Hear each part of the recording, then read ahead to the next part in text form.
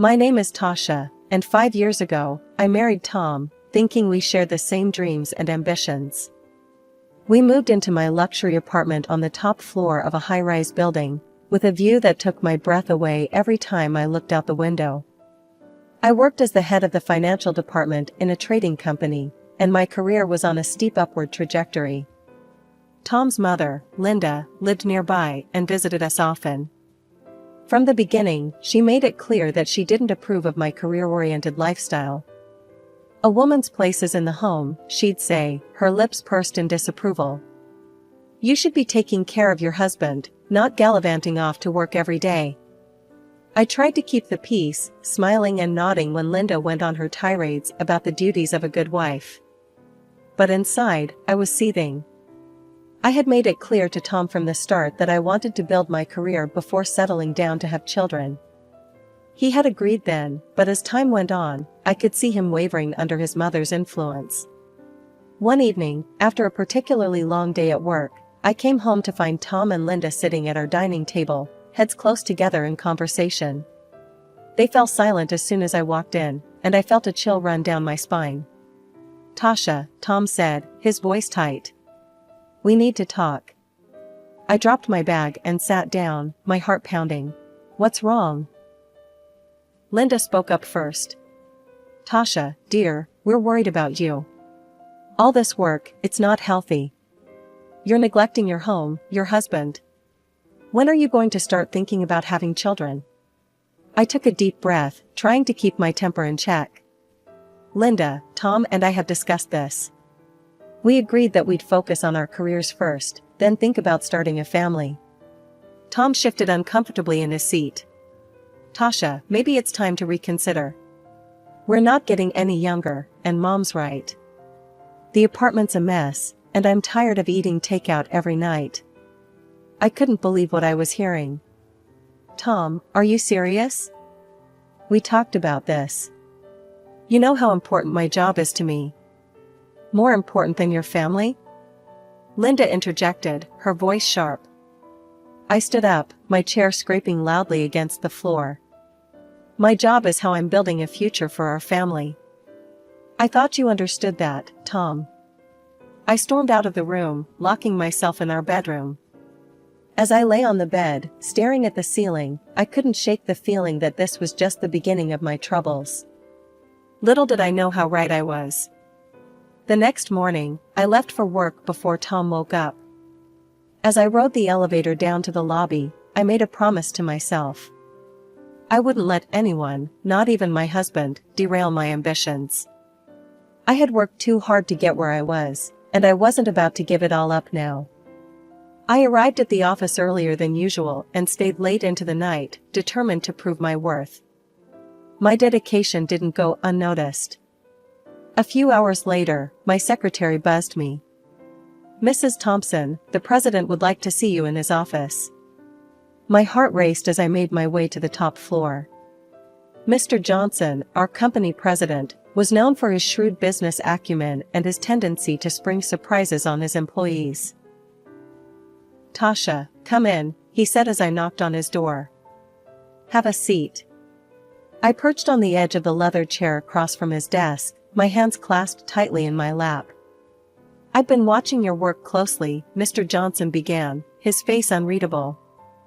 "And I must say, I'm impressed." I let out a breath I didn't realize I'd been holding. "Thank you, sir." He leaned forward, his eyes intense. "We're expanding, Tasha. Merging with a large company from another city. It's a big move, and we need our best people on it." My pulse quickened. "With this going where I thought it was? I'm planning to promote you," he continued. "Head of a new department. But I won't lie to you, Tasha. It's going to be tough. You'll have to work harder than you've ever worked before. Are you up for it?" I thought about Tom and Linda, about their expectations of me. Then I thought about all the late nights I'd spent poring over financial reports, the satisfaction I felt when a project came together perfectly. "Absolutely, sir," I said firmly. "And I accept. I won't let you down." As I left Mr. Johnson's office, I felt like I was walking on air. This was what I'd been working towards all these years. I couldn't wait to share the news with Tom. Surely, when he saw how successful I was becoming, he'd understand why my career was so important to me. On my way home, I stopped at our favorite restaurant and ordered all of Tom's favorite dishes. I picked up a bottle of champagne and a bouquet of roses. This was cause for celebration, and I was determined to make it special. I juggled the bags as I unlocked our apartment door. "Tom," I called out. "I'm home. And I've got a surprise." I found him in the living room, sprawled on the couch, the TV blaring. He barely looked up as I entered. "Tom, you won't believe what happened today," I said, my excitement bubbling over. "I'm getting promoted. Head of a new department. Isn't that amazing?" Tom muted the TV and turned to face me, his expression far from the joy I'd expected. "So, you'll be working even more now, is that it?" I felt my smile falter. "Well, yes, but think about what this means for us. We'll be able to afford that big house we've always talked about. Regular trips around the world. Our future is set." Tom stood up abruptly. "Our future? What future, Tasha? You're never home as it is. When was the last time we had dinner together? When was the last time we even had a real conversation?" I gestured helplessly at the bags I'd brought home. "That's why I brought dinner. I thought we could celebrate." "Celebrate what?" Tom's voice rose. "Celebrate you abandoning our marriage for your job? Celebrate the fact that I married a woman who cares more about her career than having a family?" I felt tears pricking at my eyes. "I thought you'd be happy for me," I whispered. Tom's face softened for a moment, then hardened again. "I can't do this anymore, Tasha. Something has to change." With that, he stormed off to his office, slamming the door behind him. I stood in the middle of our living room, surrounded by the trappings of the celebration that would never happen, feeling more alone than I ever had in my life. As I mechanically put away the food and poured myself a glass of champagne, I couldn't help but wonder, was this the price of success? And if it was I willing to pay it? One evening, as I was leaving the office, I had an idea. I'd hire a housekeeper. Someone to clean the apartment and cook meals. It would solve Tom's complaints about the messy apartment and lack of home-cooked food. Satisfied with my solution, I made the necessary arrangements. 2 weeks later, I came home to find the apartment spotless, the air filled with the aroma of a home-cooked meal. I smiled to myself, certain that Tom would be pleased. I heard the front door open and close. "Tom?" I called out. "I'm home. And dinner's ready." He walked into the kitchen, his eyes darting around the clean space. "What's all this?" "I hired a housekeeper," I explained, unable to keep the pride out of my voice. "She cleans and cooks. I thought it would make things easier for both of us." Instead of the gratitude I expected, Tom's face clouded over. "So, this is your solution? Hire someone else to do your job?" "That's not fair," I protested. "I'm trying to find a balance." "Balance?" Tom laughed bitterly. "Is that what you call this? Tell me, Tasha, now that you've found a replacement for yourself in the kitchen, are you going to find a replacement for yourself in our bed too?" I recoiled as if he'd slapped me. "How dare you?" I hissed. "I've done nothing but try to make our life better, and this is how you react." Tom turned away. "I'm going out. Don't wait up." The door slammed behind him, leaving me alone in the immaculate kitchen, the untouched dinner growing cold on the table. Over the next few days, Tom and I barely spoke. I buried myself in work, focusing on the upcoming merger. It was easier to deal with spreadsheets and financial projections than the mess my personal life had become. Then, one rare Saturday when I didn't have to go into the office, I decided to make an effort. I spent the morning cooking Tom's favorite meals, set the table with our best china, and even put on the dress he'd bought me for our last anniversary. When Tom came home, I was waiting with a smile. "I thought we could have a nice dinner together," I said, trying to keep my voice light. Just the two of us. Tom looked at me for a long moment, then nodded silently. My heart leapt. Maybe this was the turning point we needed. I was just about to serve the appetizer when the doorbell rang. Confused, I went to answer it. There, standing in the hallway, was Linda. Linda, I said, unable to keep the surprise out of my voice. We weren't expecting you. Oh, I was in the neighborhood and thought I'd drop by, she said, pushing past me into the apartment. Tom, darling, there you are. I watched in dismay as my carefully planned romantic dinner turned into an impromptu family gathering. Linda dominated the conversation, peppering her small talk with not-so-subtle digs at my housekeeping and lack of maternal instincts. You know, she said, helping herself to more wine, in my day, a woman knew her place was in the home. We took pride in taking care of our husbands, raising our children. I stood up abruptly. I think it's time for dessert, I said, fleeing to the kitchen. As I leaned against the counter, trying to regain my composure, I could hear Linda's voice drifting in from the dining room. Tom, darling, you need to talk some sense into her. A woman's duty is to her family first. Everything else is secondary. I closed my eyes, fighting back tears. This wasn't how I had imagined my life would be. I had a successful career, a beautiful home, but at what cost? As I listened to Linda's continued lecture on the virtues of traditional family values, I couldn't help but wonder if I had made a terrible mistake somewhere along the way.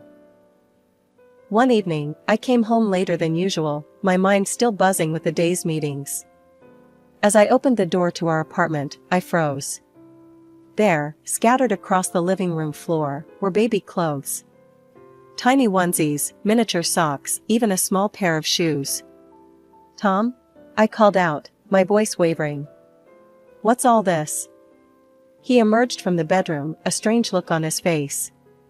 Oh, Mom brought those over. She thought it might help you get in the mood. I picked up a small t-shirt, my fingers trembling. In the mood for what, exactly? For starting a family, of course, Tom said, as if it were the most obvious thing in the world. Tasha, we're not getting any younger. It's time we seriously considered having children. I spent the rest of the evening silently putting away the baby clothes, my mind in turmoil. Was I being selfish? Was my ambition destroying my marriage? The next morning, I woke up to find more baby items strategically placed around the apartment. A rattle on the coffee table, a baby book on my nightstand, a high chair in the kitchen. Linda's handiwork, no doubt. I tried to ignore them, but they seemed to multiply. Every day, there was something new. It was as if the apartment was slowly transforming into a nursery, whether I wanted it to or not. One night, I came home to find Linda sitting on our couch, flipping through a parenting magazine. Linda, I said, unable to keep the irritation out of my voice. I didn't know you were coming over. She looked up, a saccharine smile on her face. Oh, Tasha, dear. I hope you don't mind. Tom said I could wait for him here. He's just popped out to get some groceries. I nodded stiffly, heading to the bedroom to change. When I came back out, Linda was standing by the window, looking out at the city skyline. You know, Tasha, she said, not turning around. A view like this is wasted on just two people. Imagine how lovely it would be to have a child toddle up to this window, their little hands pressed against the glass, eyes wide with wonder. I felt a headache coming on.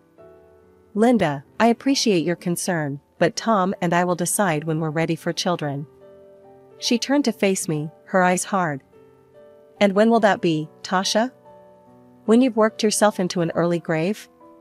When it's too late? I opened my mouth to argue, but at that moment, Tom walked in, arms full of grocery bags. He looked between us, sensing the tension. Everything okay here? He asked cautiously.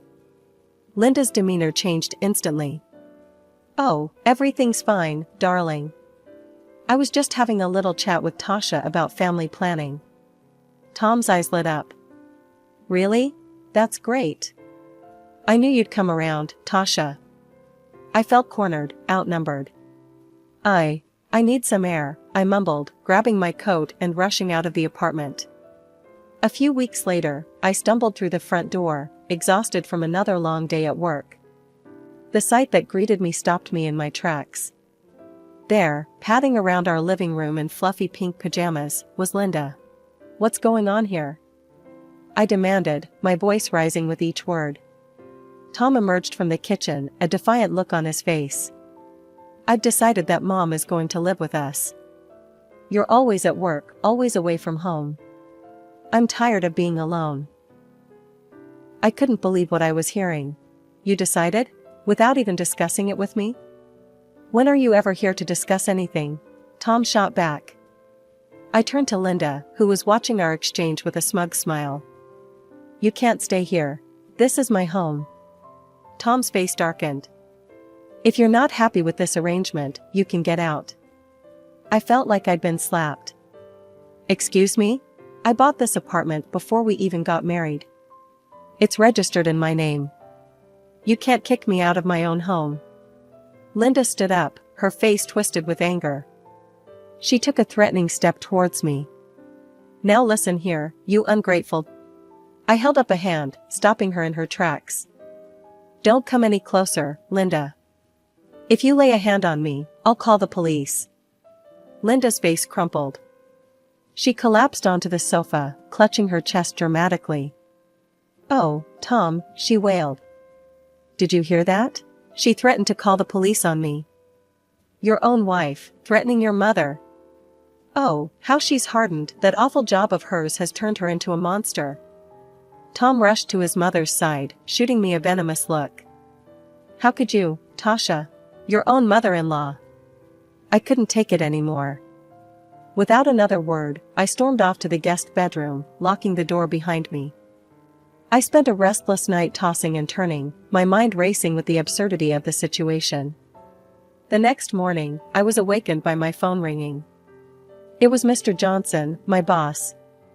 "Tasha, I need you on a plane today," he said without preamble. "We're ready to move forward with the merger. I need you in Chicago ASAP." I've never packed so quickly in my life. As I wheeled my suitcase to the front door, I was met with the stony faces of Tom and Linda. "I have to go on a business trip," I said, my voice cold. "It's for the merger. I'll be back soon." Tom's lip curled. "Don't bother coming back at all." The flight to Chicago was a blur. I threw myself into work, grateful for the distraction. The merger negotiations were intense, requiring all of my focus and energy. But in the quiet moments, when I was alone in my hotel room, the reality of my situation came crashing down. After a grueling week of negotiations and sleepless nights, I finally returned home. As I stood outside my apartment door, suitcases at my feet, I felt a mix of exhaustion and anticipation. I just wanted to collapse into my own bed and forget about the world for a while. I inserted my key into the lock, but it wouldn't turn. Frowning, I tried again. Nothing.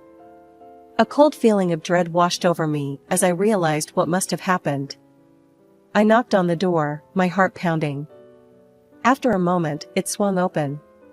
There stood Tom and Linda, both wearing casual house clothes, looking at me with a mixture of smugness and disdain. "Why doesn't my key work?" I asked, my voice barely above a whisper. Tom let out a harsh laugh. "I changed the locks," he said, his eyes glinting with malice. "You can come in if you're ready to choose your family over your precious career." I stood there, stunned. "What are you talking about?" Tom reached into his pocket and pulled out a stack of papers. With a flourish, he presented them to me. "Divorce papers," he said. "It's time to choose, Tasha. Your career or your home. What's it going to be?" I looked at Tom, really looked at him, and in that moment, I realized something profound. I didn't love him anymore. The man I had married was gone, replaced by this bitter, manipulative stranger. Linda's shrill voice cut through my thoughts. "Well, we're waiting. Make your choice."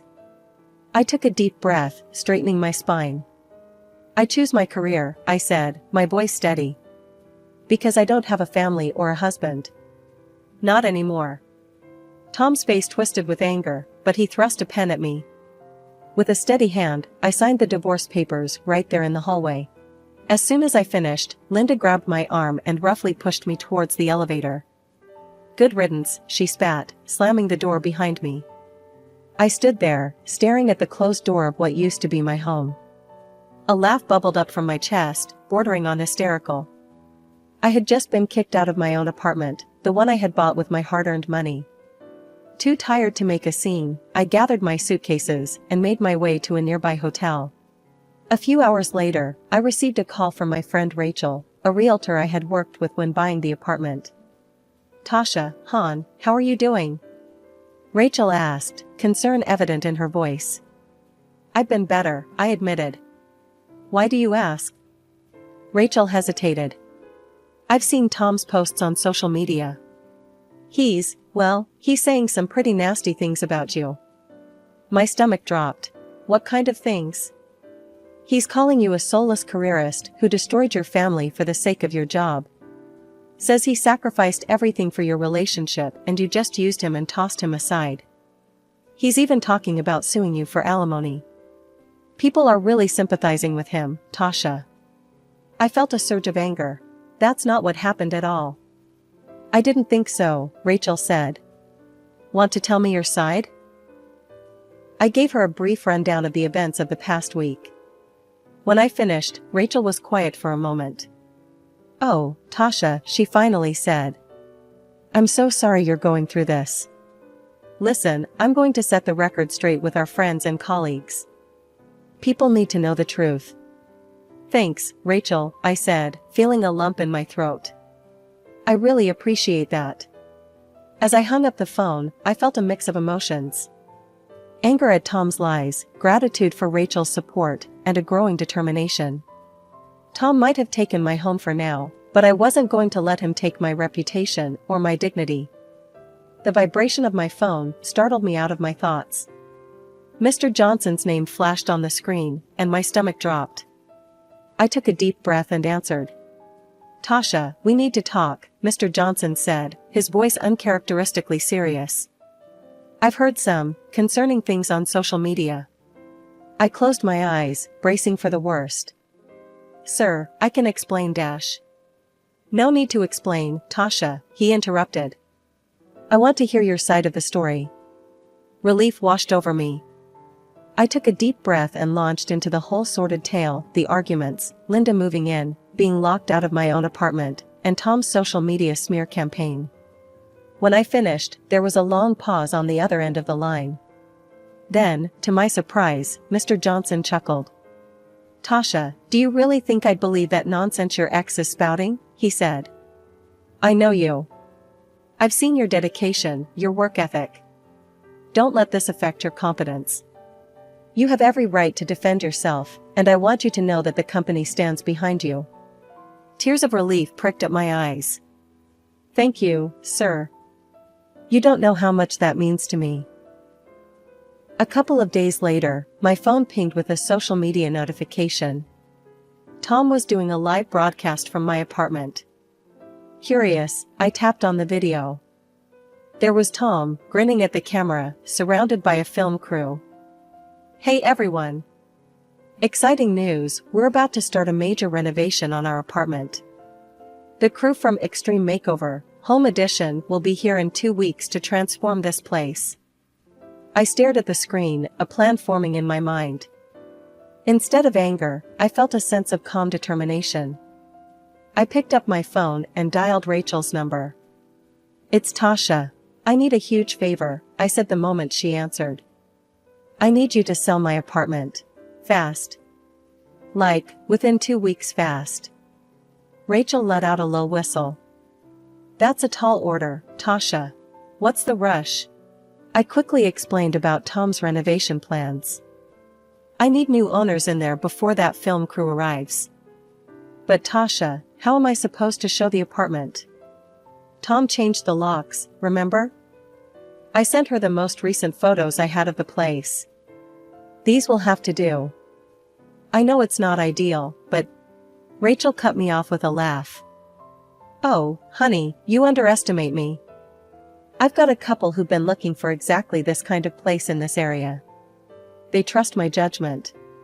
With these photos and the reputation of the building, I think I can make this happen. 2 weeks flew by in a blur of work and anticipation.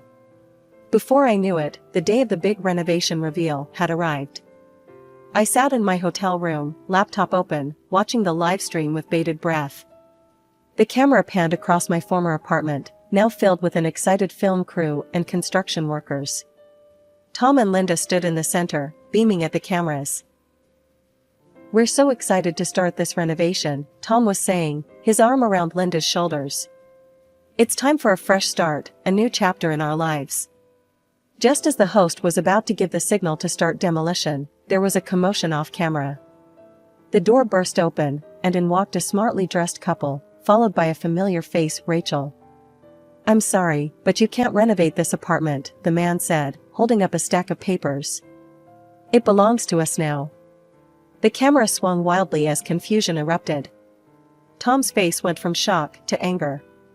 "What are you talking about? This is my home." Rachel stepped forward, her voice calm but firm. "Actually, Tom, this apartment belonged to your ex-wife, Tasha. She sold it to this lovely couple 2 weeks ago. Your signature on the renovation documents is a forgery." The host of the show turned to Tom, his face livid. "You forged documents? Do you have any idea how much trouble you've caused?" Tom and Linda's faces turned a deep shade of red as the host continued to berate them on live television. The scandal unfolded in real time, with millions of viewers watching as Tom's lies came crashing down around him. I couldn't help but laugh, feeling a mix of vindication and relief. It was over. I had won. With the proceeds from the sale of the apartment, I made a bold move. I bought a charming little house in the city where our company had just completed its merger. It felt poetic, somehow a new home in the city where my career was taking off. To my delight, Mr. Johnson appointed me as the head of our newly acquired company. It was a challenge, but one I was more than ready for. Weeks later, I found myself face to face with Tom again, this time in a courtroom. He had the audacity to demand half of the proceeds from the apartment sale, plus alimony. I watched with satisfaction as the judge denied his claims, citing his attempt to unlawfully seize my property and the forged documents. As we left the courthouse, Tom approached me, his earlier bravado replaced by desperation. "Tasha, please," he begged. "I'm sorry for everything. Can't we start over? Give our marriage another chance?" I looked at him, really looked at him, and felt nothing. No anger, no sadness, just a profound sense of freedom. I laughed, not unkindly, but with finality. "No, Tom," I said, shaking my head. "We can't start over. But I can start anew, and that's exactly what I'm doing." As I walked away, I felt lighter than I had in years. My career was soaring, I was leading a successful merger, respected by my peers and superiors alike. I had a beautiful new home, one that was truly mine.